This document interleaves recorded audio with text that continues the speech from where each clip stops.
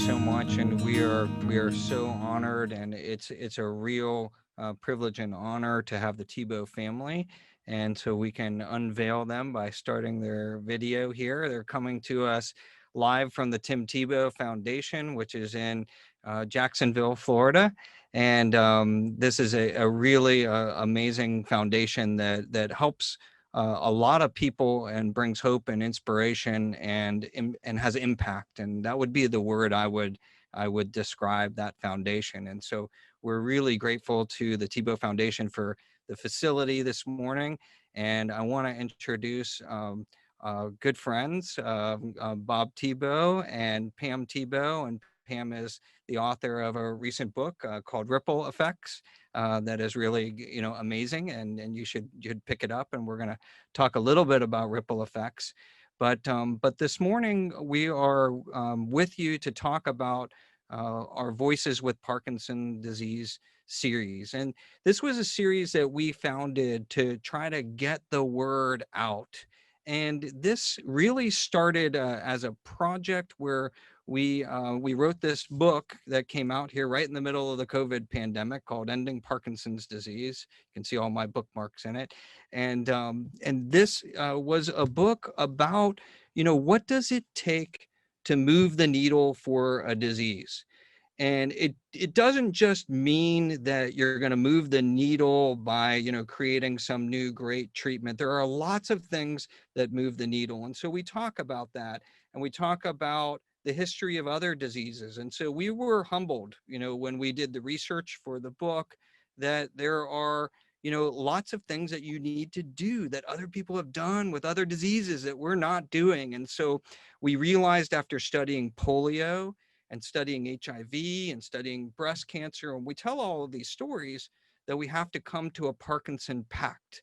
And so we realize that the diseases that have done this, that have been successful, are the ones that have pushed forward the pact. So PACT stands for P, prevent, A, advocate, C, care, and T, treat and develop those research treatments. And so we know we can move the needle forward if we move forward in this way. And so one of the things that we've tried to do with this series is bring forth a lot of information to persons with Parkinson. We don't call you patients. You're not patients, you're persons, okay? And we have pictures, real pictures of real patients that were taken by Bob Dean, whose wife had Parkinson, throughout this book and throughout another book called Living with Parkinson's Disease. These are not patients, they're people. And we want to tell the stories of the people and what they do to find faith, what they do to find inspiration, and what can we do? Remember, C, it's prevent, advocate, care, and treat. C is care. And so who better to have on our Voices of Parkinson Disease than to have Bob and Pam Tebow. And so we had Lonnie Ali talking about the role of the caregiver. And now we have, a great couple who's going to help us to sort of have a conversation. And I was hoping this morning we would talk about faith, we would talk about ripple effects, we would talk about all those things that are super important to being able to move the needle. And so if we're going to move the needle, and we are asking 50 million people to sign the Parkinson Pact to prevent, advocate, care, and treat. So all the proceeds to charity. And we really want to motivate people to live a better life. And so with that, I was hoping maybe Pam, you can introduce yourself, and Bob, introduce yourself. And then there's some guy I don't recognize who just popped on the screen. Maybe he can introduce himself third, but just to lay the ground rules this morning, that this is about Bob and Parkinson and the family around Bob. So Bob, why don't you start by introducing yourself? Well, I'm Bob Tebow, and I've always been Bob Tebow. And I'm 72 years old, and a few years ago, a friend said, I want you to come over to my house. And he had a neighbor, and brought his neighbor over, and he asked me to walk around a little bit. And he said, he was a neurologist, and said, you have Parkinson's. And so I didn't know I had Parkinson's. And then Bill Hebner got me connected with Dr. Okun, and been working on it ever since. Okay. So, but you're not being revealing enough, Bob. So tell us something about yourself. So where did you grow up? Where were you born? And tell me a little bit about your journey. Okay. I was born in Cincinnati, Ohio, and then we moved around several places and landed in Florida. Since the 8th grade, I've been basically considered Jacksonville and North Florida home. We lived, God called us to be missionaries in the Philippines. And in 1985, we moved to the Philippines and lived there 5 years. And my ministry was going around preaching, having film showings, preaching the gospel. Hey, son. Got an echo, which can be good. If you're saying the right things, an echo can be great. That's right. This was our son that was born while we were in the Philippines. He is our miracle baby. Sorry to interrupt. Keep going, Dad. I was listening, but I had to switch from the computer to my phone. So okay, there you go. I forgot to tell your Florida part, your University of Florida part. Yeah, I was at the University of Florida and graduated there. It took me 5 years to do a 4-year program. So I was there from 66 to 71 and graduated. And that's where I met Pam. And we got married the day she graduated from college. And then we left 2 days later to go to seminary in Portland, Oregon, and they were not having the troubles they are today. But after 5 years in Portland, we moved back to Jacksonville, and then we did ministry for 3 different ministries for 9 years, and then God called me to the Philippines, and we moved to the Philippines and lived in Mindanao, and then lived in Quezon City, part of Metro Manila. And during all that time, I was preaching the gospel all over the Philippines and planting churches and training pastors, and then we started an orphanage. And so in 1990, God led us to move home, and in '94 we started taking teams of young people and old people on mission trips and teaching them to preach and take them in schools, and we built a staff in the Philippines. Now we have 54 men in our national staff that are evangelists, and they're out doing film showings and preaching all over. And helping the needy right now. Yeah, this COVID has kept us from flying to the Philippines because we can't get there right now. Can't get in the country; it's closed, and so we haven't been there since November. We were just blessed that we were able to do our last flight to South Africa to see Timmy and Demi get married, and haven't flown anywhere since. It's as if he planned it. He knew he needed to get married, like that needed to be right before that time. So that's exactly. Timing is everything in life. Timing is everything. Okay, so Bob, we learned a little bit about you. You know that a number of years ago I was almost arrested in the Philippines, and we did the first deep brain stimulation operations there. And I carried 2 devices into the Philippines, only to find out when I got to luggage control to pull the devices off that we were giving to the first 2 patients, and we were going to do the operation with the doctors there, only to find a huge sign that says, those who bring medical devices in the Philippines will be prosecuted, and of course under my arm it says medical device with a big thing, but luckily we made a deal at customs, and they let us through, and the devices got through. But your work in the Philippines has been just awesome. So Pam, tell us a little bit about yourself. Well, I've been married for a very long time, and like Bob said, we met at the University of Florida. She's been married as long as I have. 5 kids. Timmy's our youngest, and all our kids are very active in various ministries, and they have kids of their own. We don't tell people, but we recently had a vacation all together, 19 of us. So they were all from our kids and grandkids, and we had a wonderful time together. So we're so thankful for family, and all of our family really cherishes their dad. And I think that's one thing that is so positive about having a supportive family and friends that really love you and encourage you, and everybody does their part. We're all doing what we need to do to keep Bob encouraged and keep on keeping on, and that's what he does. And we're so proud of him, and he's an example to everyone because they recognize his challenges, but he just keeps persevering. So I feel like it's my job to encourage him, keep him encouraged, remind him, okay, have you exercised today, and we eat right, and we have, friends and family around and activities to keep mind going. And so we're in spite of the challenges, in spite of COVID, we can still do our part to really help this whole, Bob's life be full and him still to be active, because that's what he needs.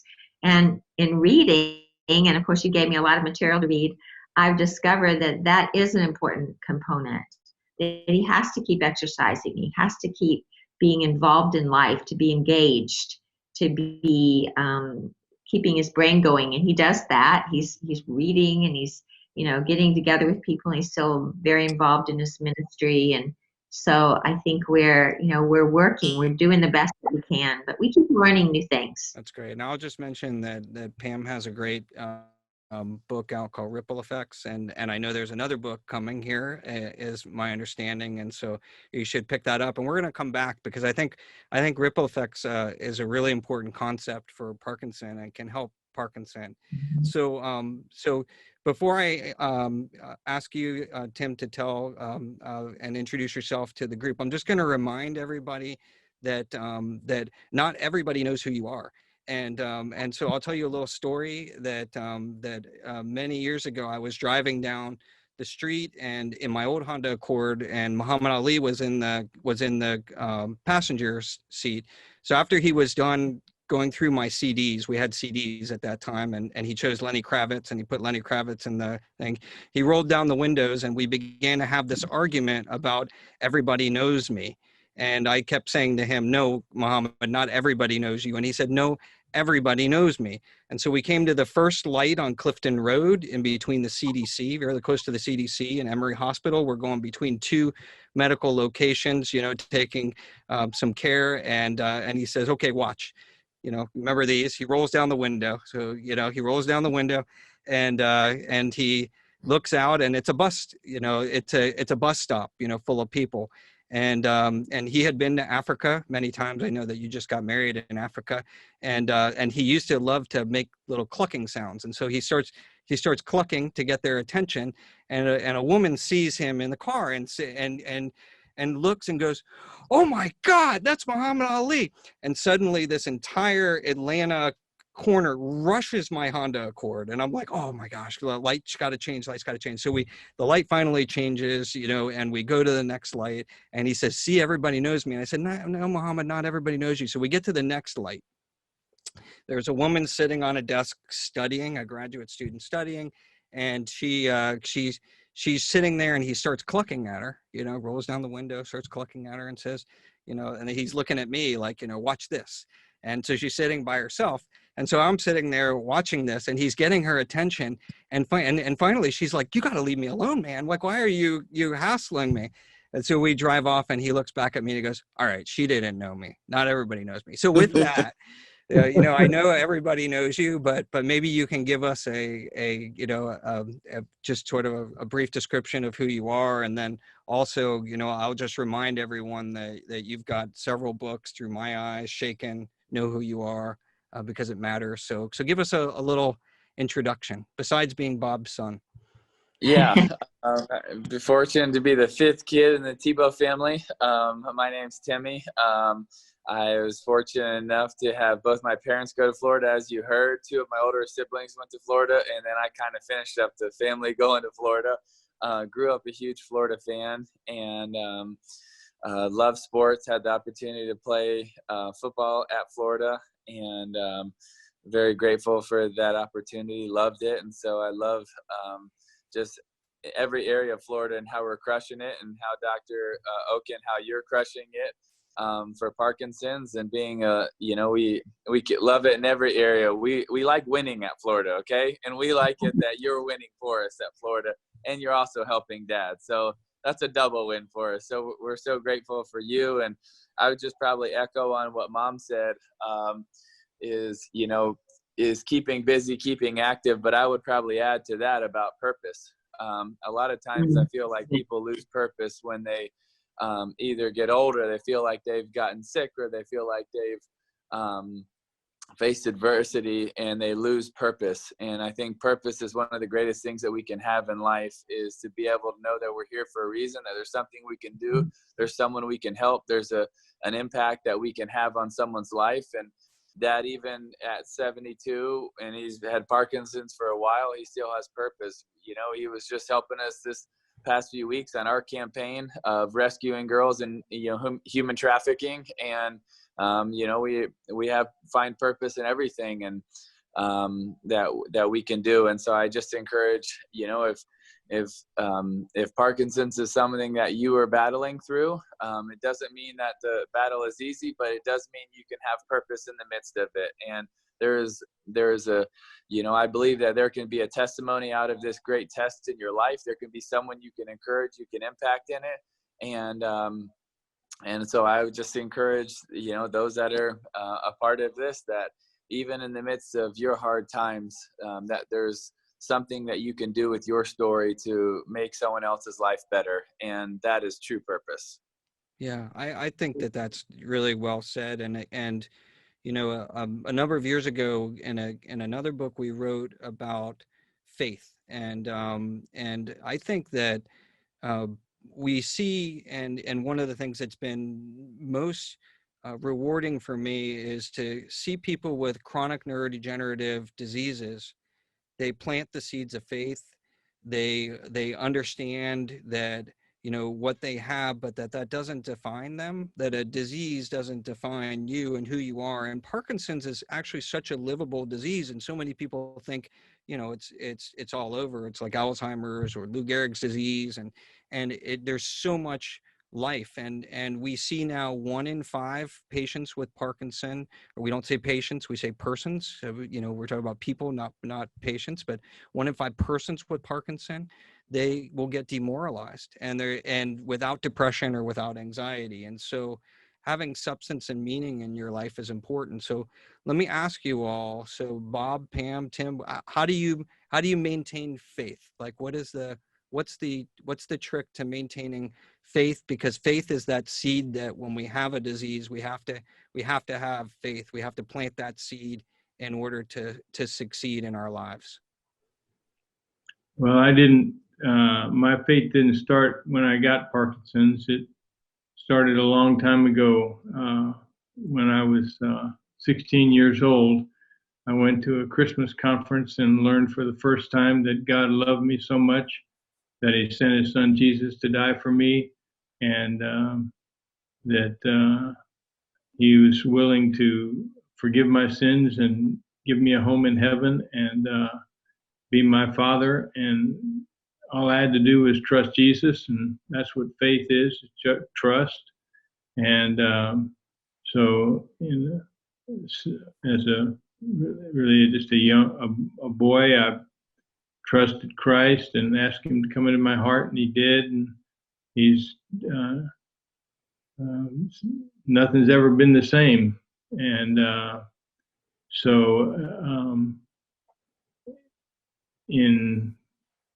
I learned not long after that the Bible says God causes all things to work together for good to those who love God, to those called according to his purpose. And I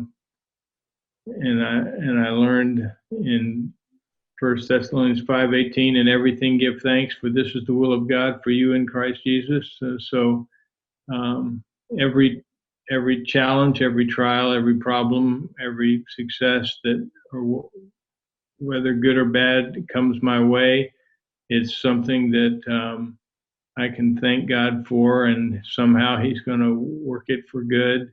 And I don't always see how that's going to happen, but I trust, and I trust Him. And sometimes I'll see it in a short while, and sometimes I'll see it in a longer while.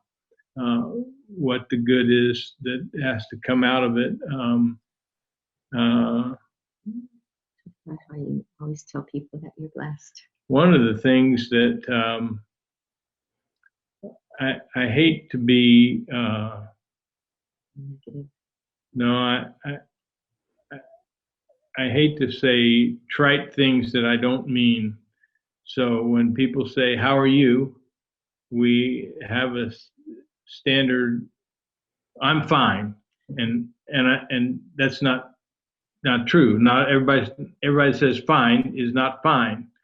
I've said fine when I wasn't fine, and or how are you? Good. No, that's not really accurate all the time either. And so it bothered me because people would ask me a lot more when they knew I had Parkinson's. How are you? Meaning, tell me about your pain. Well, I don't want to talk about my pain. And in the Bible, in the Old Testament and the New Testament, God doesn't like complaining. So if I talk about my pain, that's going to be like complaining. And I don't even want to think about my pain because God knows my thoughts, and I don't want to complain in my thoughts. So it clicked in my head, a song that I learned in my first trip to the Philippines in 1985. I'm blessed, and I won't sing it for you today because my Parkinson voice is not that good. And people will be turning out of the program right away. But I said, that's true, because the Bible says we have all spiritual blessings in the heavenly places in Christ Jesus. So I can say, anytime somebody says to me, "How are you?" I say, "I'm blessed." And that's the truth. No matter how I feel, I'm blessed. And then they say, "No, how are you?" And I say, "I'm blessed." And they say, "You're not going to tell me, are you?" And I say, "I'm blessed," as I'm telling the truth. And I'm not going to the pain meter, and I'm not going to describe that and deal with that with anybody else. That's just something that I have to pretty much bear alone, except for Pam knows about it. And I tell her how to fix Joe. Yeah. Yeah. So there's a famous quote, Bob, that from Booker T. Washington that says, if you want to lift yourself up, lift others up.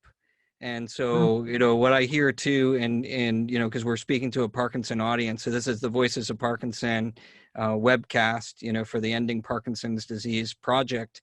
And what I'm hearing is there's wisdom here in how you deal with a disease, continue to lift others up. Now, in your case, you've lifted people up your entire life, right? But you hit that moment, where your life changes and somebody says those 4 words, you have Parkinson disease, and there could be an inflection, a change in direction. And for some people, they actually find faith. And it's really very interesting to me, because when I say that I visited with many patients, thousands of persons with Parkinson over the years, that many tell me they're better, their life is better after the diagnosis than before, because it allowed that chance for reflection and inflection where they could change their faith, they could change their direction in their life. So So let me shift a little bit, and I want to understand a little bit from Pam about the ripple effect, and maybe you can explain to us the ripple effect, and how do you think the ripple effect can help both persons with Parkinson and caregivers, and because I think it's a very important concept.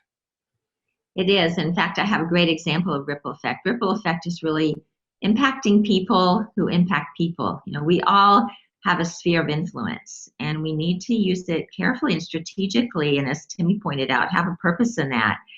And so my husband's purpose has been to encourage other people by saying I'm blessed. And we have a great example of ripple effects because we have a grandson who is just adorable. He's 10 and he's just turned 11 actually, but he's been dealing with some very serious health issues. He grew up on a hard mission field. As a result, he has a lot of repercussions from that. And he's right now getting help in America, and we're grateful for that. But when people ask him what's wrong with him and they want him to complain, he said he refuses to do it. And he said, no, I want to be just like my grandpa and not complain and tell people that I'm blessed. And I think that's one of the greatest illustrations of a ripple effect, because Bob has so impacted this young boy who's been through a lot for his age, and he has a lot of pain. He has daily pain. And rather than complain, he's using his grandpa as an example, and he refuses to complain. And that's changed his attitude. He has a good attitude. And I think and he's impacting a lot of people because he's telling them that story. So I think we can all do that. You know, we can use it for good. And my role as a caregiver and as an encourager, I see that as an encourager more than anything, is I just have to do those little things that will keep him encouraged, do the things that maybe are harder for him to do, but then remind him, you know, to exercise, you know, and I feed him right. And, you know, we do activities where he'll be very engaged, and he stays engaged, but you know, we're around a lot of friends. Don't tell everybody in COVID, you know, we're trying to be strategic too, but during this season, but you know, we get together with family, and he exercises with Timmy, and that's his favorite way to exercise. Cause I mean, exercising with Timmy is a challenge, but you know, that keeps him going. And, you know, he's reading books. He's in the process of teaching an older man some things he wanted to learn. And so that makes Bob get back into the books and learn so that he can teach. There's so many ways that we could do that. You know, we stay very active. We're not just sitting around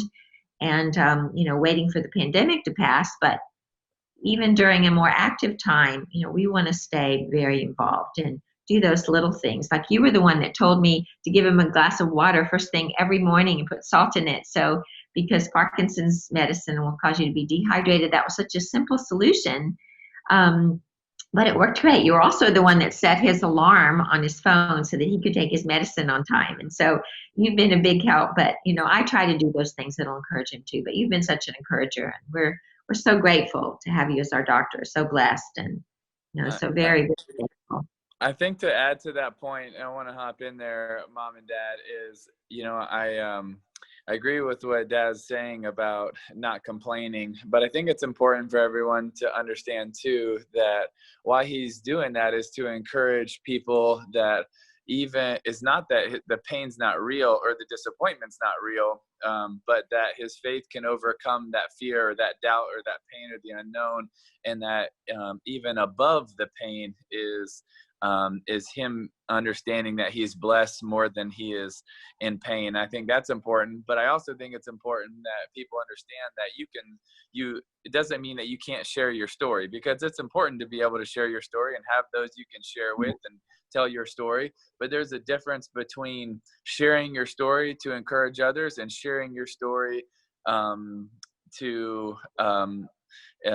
as complaining, as Mom and Dad were saying. So I think it's important that people understand that you can share your story and have people, you know, support you and bear those burdens with you and love you in the midst of it when they understand where you're going, what you're going through. But I think Dad chooses to do it in a way that it's most important for him to share that it's he wants people to know, even in the midst of it, that he's blessed. But I also want people to know that you can do it in a uplifting, encouraging way to get people to be with you in this journey, and that's important.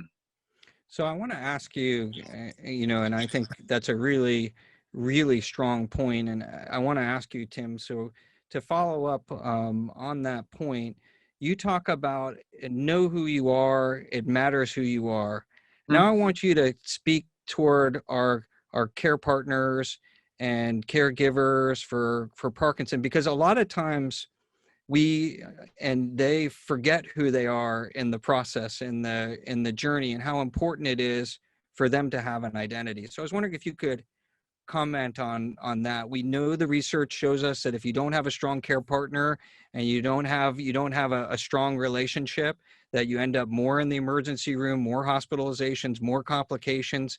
So family is so important. So can you speak directly to our caregivers and care partners?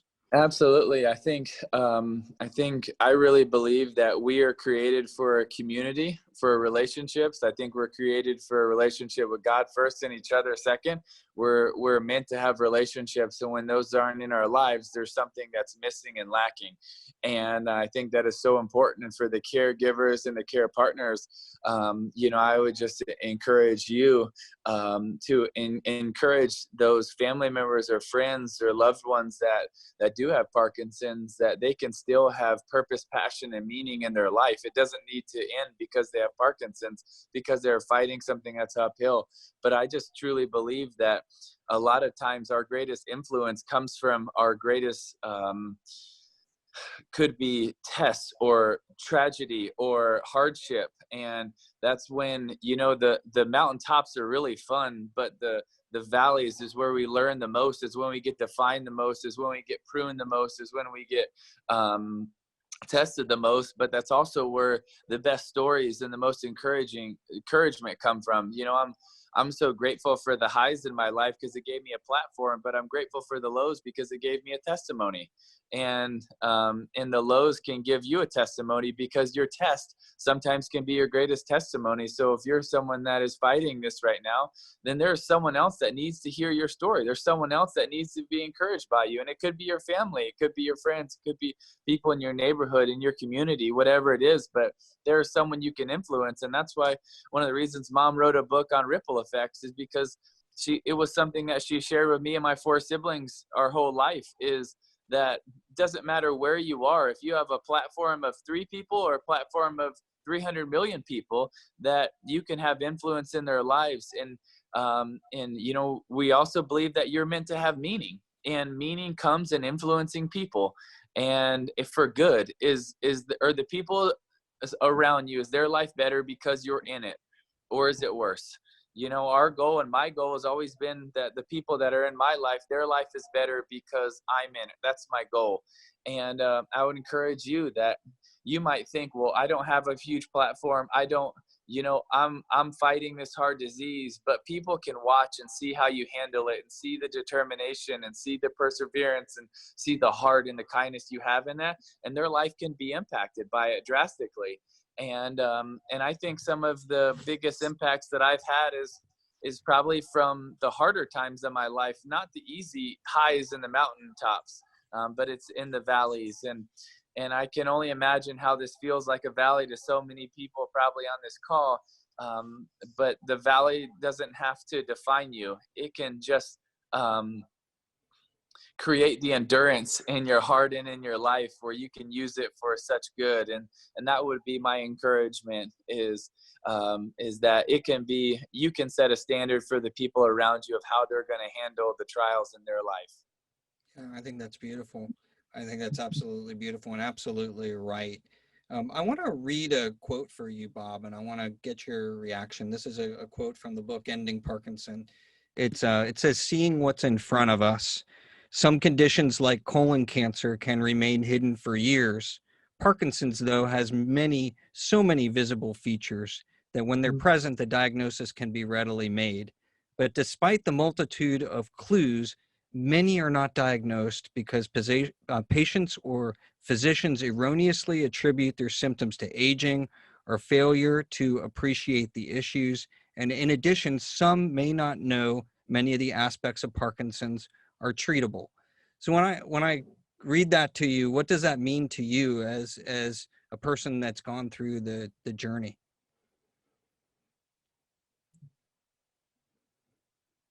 Well, I like the treatable part.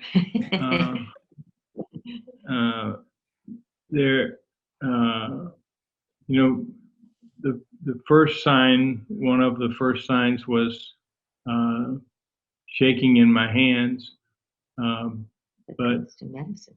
the medicine took that away, so I don't have that.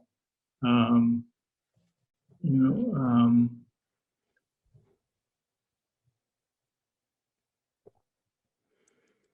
But in terms of diagnosis, so you go to the Philippines, you've done so many missions, you've helped so many people all over the world, yet we still suffer in this construct of Parkinson's with people going undiagnosed and people going without treatments and people in the continent of Africa going without yeah, dopamine replacement. And so, you know, and when we say those words, you know, you have Parkinson disease, that's going to pierce the hearts and dreams of tens of thousands of people worldwide. And if we just say it without any context to it, it can impact the way that they live the rest of their lives. And so I'm not sure we're doing such a good job, and I think we have to do a better job from the get-go, you know, from making that diagnosis and making sure people know, and making sure people know you can live a great life. So what all of you are saying, and that how you live your life creates that ripple effect that can impact anyone. And I really like the notion that it could be one person or three people in your circle, you know, or it could be a platform that's larger, but it's important to tell the story. So if there Dr. was a story, yeah, go ahead, Tim. I would love to add to that, because I think it's such a good point. Is if you just say you have Parkinson's disease, then what you do is you create so much fear in people. And if you, and to your point, if you don't follow it up, but we can do this, and this for you, everything that you've been doing for Dad and the way you've supported him and talk with him and encourage him and gave practical solutions and hope, is you leave out the faith part. And the greatest thing about faith is it's the object of our faith. It's not just that we have faith in something magical or we're wishing upon a star. It's that we have faith in, one, a God that loves us, but it's also the object of our faith in a doctor like you. Is you put our faith in a good doctor that knows what they're doing, is cares about his patients, doesn't call them patients but persons, and then shares the actual practical steps with it. So you don't just stop at you have Parkinson's disease and it's done, because if you did that, it would be a lot of fear. But you continue to say, but we can do this, this, and this, and we're going to help you. We're going to be with you. And that helps give faith to them and hope to them and love to them, where they can continue that journey and face it with faith, with hope, with assurance that people are with them, whereas you're not kind of on this journey by yourself, which there does become a lot of fear to build up in it. Yeah, I agree. I want to shift a little bit and talk about roads with you. And there was a Chinese philosopher named Lu Xun, and Lu Xun talked about, you know, when there were roads and when there were not roads, and when there weren't roads, the way that we got roads was people had to walk on them. That's what makes a road, right? And you know, philosophically, when we take a journey, we have to take that journey together. And so, you know, you're sitting. Thank you for allowing your folks to sit in the Tim Tebow Foundation headquarters, which is a great venue for this, because when we talk about Parkinson, there's so much we can do to impact people's lives, so much positivity, so much meaning of life, so much faith that we can have for care partners and caregivers, as well as for persons with Parkinson. Tebow Foundation creates that impact, creates that opportunity for people. And so when I think about the Tebow Foundation, I think of it, I know this probably isn't what you thought when you formed the 501c, for charity, but I think of it as roads. You're creating roads that create opportunity, and the roads come by getting people to get on that road with you and travel forward on that journey, that you're taking. So tell us about, from that philosophical sense, and any of you, your thoughts on what needs to happen. So you said you like to win. So with Parkinson's, if we're going to get people on the road together, what needs to happen for us to get that road and start to travel that road together? Well, to play to your theory of roads, which I really like, I love this poem called The Bridge Builder. And really, to sum it up, it's this old gray man that gets to the other side and he builds this bridge. And people say, you already crossed the water. Why are you building a bridge? And he said, the bridge isn't for me. It's for all the people who would possibly fall, would possibly drown, would possibly, not make it out of this chasm. It's for them. And I think that's something that's so important on this call today. Is it's not just for you. It's not just for your loved ones, your caregivers. It's for the people behind you. And I think that's what's so encouraging about what you're doing, Dr. Okun, we're learning more and more and more and getting better and better. And, for me, that's what TTF is all about. The Tim Tebow Foundation is to bring faith, hope, and love to those needing a brighter day in their darkest hour of need. To really sum it up, it's a fight for people that can't fight for themselves, whether that is the orphan, whether it's kids with special needs, whether it's kids with life-threatening illnesses, whether it's people that have been trafficked all around the world, whether it's with our hospital in the Philippines or it's with adopting kids that have been thrown away. Whatever it is we want to speak up for those that are mute. We want to fight for those that can't fight. We want to love those that have say are unlovable. And that's just a passion of mine. It's a passion of ours, and something I got from mom and dad is you really want to have meaning in your life, then you're going to have meaning by making other people's lives better. And that's the easiest way you could sum it up, is we want to affect other people's lives for the better. And we playing to what you said, is we do want to create roads, because you know what a road means is that we have paved the way so that other people's journey is easier.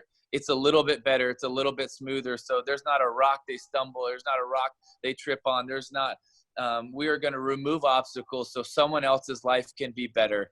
And that's how it impacted me with what you were saying. And the quote you were sharing is, man, if we could take away the pebbles and the rocks and we could clear it out and we could make it smooth so that someone else doesn't have to go through, everything that those before went through, then we're making something of our lives. We're improving it. And I think that's something you're doing. I know that's something that mom and dad have done for so many people. And that really means a lot to me, what you said. Well, thanks.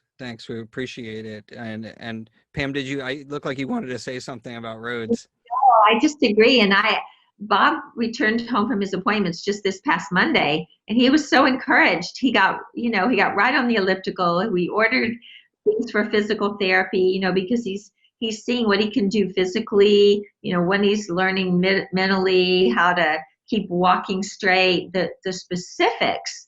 If people know that there are specific things that you could do, and we've gotten all of that from you, Dr. Okun, and your team and your wonderful staff, but I know there are other doctors out there that are trying to do the same thing for Parkinson's. But when you learn that, wait, this isn't all there is, there's more. Like Timmy said, not only do you have purpose, but you can keep going with your purpose. You can keep going mentally and physically, that this isn't it, this isn't the end. And I feel like that's what your team does, that's what your book does. It gives people hope, and we all need hope. Once you give up hope, you just die inside and outside too. So I feel like that's what people can have with Parkinson's now. That's why I don't mind telling people. In fact, I use it as an example, because obviously they notice that, that Bob is different now, but we can encourage them that, wait, Parkinson's isn't that death sentence. You can keep going and you can still have a full life, but they need to know the specifics. And so I think that's where, your book will really help, and, getting a great doctor makes a difference. Yeah. And that hope is Mhm. enhanced by the more that it changes your perspective, because your lens and your perspective helps create more hope. Like you were saying, when there's practical things and it's not over, but I can do all these things. And I think that's where so many of the practical applications, Dr. Okun, is so encouraging to increasing that hope, because it changes your perspective. Yes. We just had a question come in on the chat from Rick Staub, who runs Tyler's Hope for Dystonia Cure, who says, this is inspiring, very good reminder. And he uses the word belief. So believe again, faith, believe. We're seeing a theme. And so I would, yeah, there you go, right on the, as if we forgot it. It was right there in front of us. So super important. So Melissa Armstrong, who's a really, terrific clinician scientist, and I wrote an article earlier this year for the Journal of the American Medical Association, and they were kind enough to give us a patient page. They have a page for patients and in their journal, and they also have a podcast, which we were able to do for patients as well. And so there are a lot of things. So exercise is like a drug, and the rehab therapies and knowing how to use them and how to use them right. We've changed the way that we're actually delivering care. So now we know if we operate in teams, in the right multidisciplinary teams with the right approach, we can change the trajectory for people. We can address demoralization, we can address depression, we can address anxiety, which are the biggest unmet hurdles for Parkinson. And so it's super important. And we have emerging areas. And so one thing I wanted to ask you all about, and I also know that you, Tim, are interested a lot in nutrition and nutrition research. And so we've just added 2 nutritionists, both to see our persons with Parkinson and family members, but also to do the research that's necessary to move the field forward. But when we talk about it, we know exercise is helpful. Your thoughts on that and where you think that's going? We just know you like to win. So our researchers here just won one for exploring the gut-brain interactions in Parkinson disease, Malu Tanzi and colleagues through the Parkinson's Foundation. So talk to us a little bit about taking care of your body and what effect you think that can have on disease. Well, Timmy, you're more of an expert on that than we are, but we've learned a lot along the way. I used to think I knew a lot. I tried, because I had a busy, active family, to learn as much as I possibly could, but the information just keeps coming. And so I felt like at the beginning, when we first came and dealt with Parkinson's, that was the one thing that they weren't talking about. So I'm so encouraged that you are, because our family has really, Timmy has led the charge, but we've all become so health conscious. Everybody's in good shape. They're all working on their diets. When we get together, we eat healthy, and we've learned so much through the years. So I'm thrilled that you're now you have a grant to learn more and tie that gut issue in with Parkinson's, because I've heard that really is a direct link. So I'm thrilled. But Timmy can talk about nutrition more than I can. I mean, I try to make it happen, but we thought we knew all the answers, and we've learned a lot from him. Well,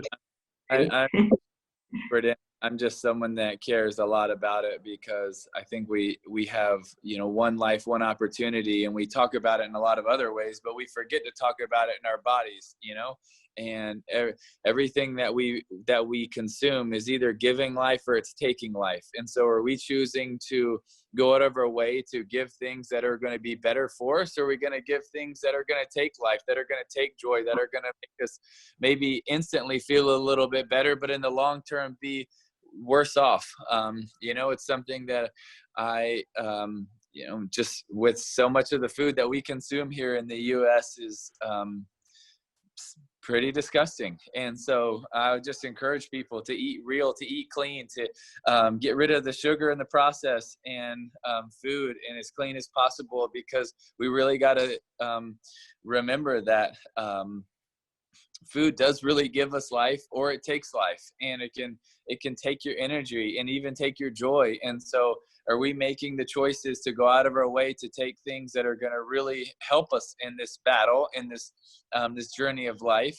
And not everybody's going to have the same beliefs or thoughts. I've tried so many different diets, and I was the person that you can ask mom and dad, when I watched Rocky, I ran to the kitchen and I freaking was cracking eggs and pouring them on my mouth.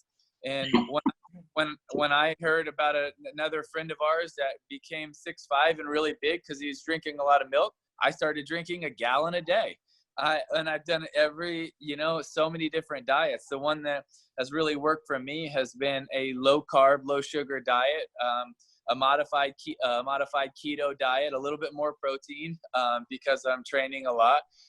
But it's something that, I just believe sugar is not a good thing for us. And so I've really, the biggest thing for me has been trying to eliminate sugar and keep it as low as possible, and be as clean as possible with a lot of vegetables, a lot of greens, a lot of clean food. And I just, there's a lot of different opinions on that, but I would just encourage people, is there some tried and true things? And one of those is sugar is not good.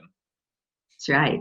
I could give you a good example that Bob just had his, what is that, A1C test. He has diabetes, but that's genetic in his family. All his family has diabetes, so he hardly had a choice. But he just tested in the normal range, which is just amazing, because we just don't eat sugar anymore, but we have creative ways to still make food taste good. But I'm so proud of him, because that's incredible, because diabetics do not test normal.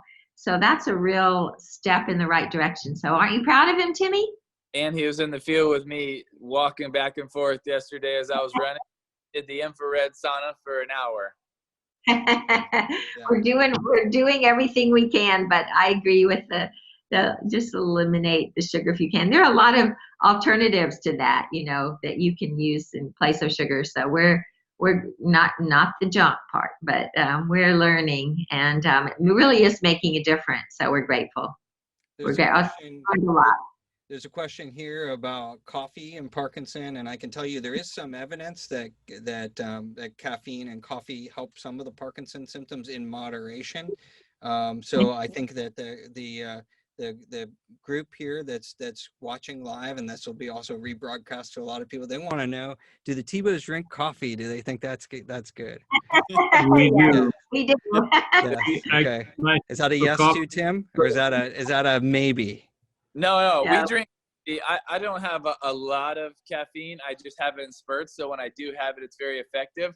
But I do have coffee, and I have a form of like my own bulletproof. So I put BHB in there, and I make this for Dad a lot with beta hydroxybutyrate. One, because it's very good for the brain, and it's very good for suppressing appetite. And then I put protein in and MCT oil and coconut oil and butter, and I mix it. And every time Dad's over, I usually make him at least 2 of those when he's here. All right, that's the secret right there. And I know we have Carly Rausch, who is running a study with Matt Beakey and Dr. Adolfo Mira Zamora here, pushing people into mild ketosis, because if you go full ketotic, that sounds like a thing. If you go full ketotic in Parkinson, you can pass out. So you have to be careful. But there may be some benefit, and so we're actually putting it to a study with a control group. We have a question from John Paukup to the Tebow family. Check out a group called PD Avengers and Me Over PD. This is a group that has gotten together, and they've embraced the idea of ending Parkinson's disease, and they've taken the book, and this is a group of people with Parkinson from all over the world, from Africa, from every continent, and John is a member of that group, and I know John. And they are tweeting, and they are Facebooking, and they're called the PD Avengers. And their goal is to get 50 million people to sign the Parkinson Pact. So when we wrote the book Ending Parkinson's Disease, we looked at polio and HIV and breast cancer. We said, what was it that moved the needle for those diseases? And we came up with the pillars, which is prevent, advocate, care, and treat. And we're doing a poor job of advocating right now, but we can change that, particularly with social media and with all the families and people. And so they have set a goal of 50 million. I mean, this is like a Tim Tebow goal, they're going to try to get 50 million people to go to the Ending Parkinson website and sign the pact to prevent, advocate, care, and treat, because they know, based on the research that we've done, they know that we're going to have to increase the National Institutes of Health funding by more than a factor of 10 to be where HIV and polio and others were at the same proportions in order to move the needle. They know that we're going to need more advocacy. And so they want you to be an Avenger, all three of you. So I don't know if that means that John and his group are going to send you capes or whatever, but there's an open invitation. So how do you feel about being an Avenger? It Hey, sounds Dad, exciting, doesn't it? take off your shirt and show them the S on that chest. Yeah. I'm in. I'm all in. I love Yeah. that. That's awesome. I think something to go along with that is the storytelling. I think storytelling can really add a lot. Telling the stories of people with Parkinson's and Dad's stories and so many others that are battling it and fighting it. And I think there's been some other amazing causes that people have done a great job of telling their stories. And I think this is just another one where it's important to get those stories out there of people that are heroes fighting it so faithfully and with such great perseverance. And I think that'll impact a lot of people to get on board as well. Yeah, and so there's another question here or comment from the Facebook Live. I find intermittent fasting helps me with my off times and with my dyskinesia. So there you go. And this is part of the mild ketosis. Susan watching on Facebook says, plant-based eating turned me around when I got a diagnosis of pre-diabetes. What about plant-based eating? Any thoughts on that? So the first one of intermittent fasting is something that I've done a lot. Mom and Dad do a lot too, is different forms of intermittent fasting, whether it's 16, 18 hours, different times like that. So that's something that I add into my keto diet a lot, and so do Mom and Dad, and that works really well. I think for the plant-based, I think eating clean is really good. I still I like some of my meat, not just in liking the taste, but the way it feels, and especially with lifting and still training, playing a professional sport, that really helps. But I think it's important that people also figure out what's right for them. And so we're coming toward the end of the hour, so I'd like to ask each of you, like if you had one piece of advice for families with Parkinson's affected in some way, one piece of advice, what would be the one thing you would say is most important to the journey? Because I think we all agree, and we've heard the story, that it's not the peaks that are important. The wisdom after you've lived a good life is you realize it's actually the journey is more important than the destination. So I'd love for each of you just to briefly say what you think the most important message would be to persons with Parkinson. I may be getting slower, but I won't quit. And I would blessed. echo, yes, and he's very blessed. He's going to Blessed. keep saying blessed, and he is. But also, I would echo that I have this little saying, and supposedly Winston Churchill said that, but I will never, never, never, never, never, never give up. And I really believe that has to be our mindset, that we will not give up. The caretakers won't give up encouraging. And those with Parkinson's will not give up trying, that they'll keep exercising even when it hurts. I see Bob do it when it hurts him, but he still does it. And because he knows that's going to keep him going, to keep your mind active, to be engaged with people, to do all those things, to eat right, to do those things are making a difference. Never, never, never give up or stop trying or lose your purpose, as Timmy said. I agree. I think it's a support system that's accountability, not in babying people, but in encouraging them. It's right. Encouraging Dad yesterday. Come on, keep walking. Getting in the infrared sauna. It was, cooling him off afterwards and putting ice around his neck, and it's still being able to encourage them to take those steps to get better. I think we all want to be on a trajectory. We all want to improve, whether we even know it or not. We want to be able to grow. And I think, that's so important as I see Dad, the purpose of when he wants to work out or walk or get from this side of the field to this side of the field, without limping. And so I think it's important that you have those people in your life that hold you accountable, that encourage you, that say, okay, today we're going to do 20 reps, not 18, not 17, but 20. And I think it's easy when you have a loved one to say, oh, it's okay, just rest. but really loving them is also pushing them. It's encouraging them, because people need to be supported and encouraged and pushed and loved, because and then I would say, adding in that, is that they can still have purpose, passion, and meaning.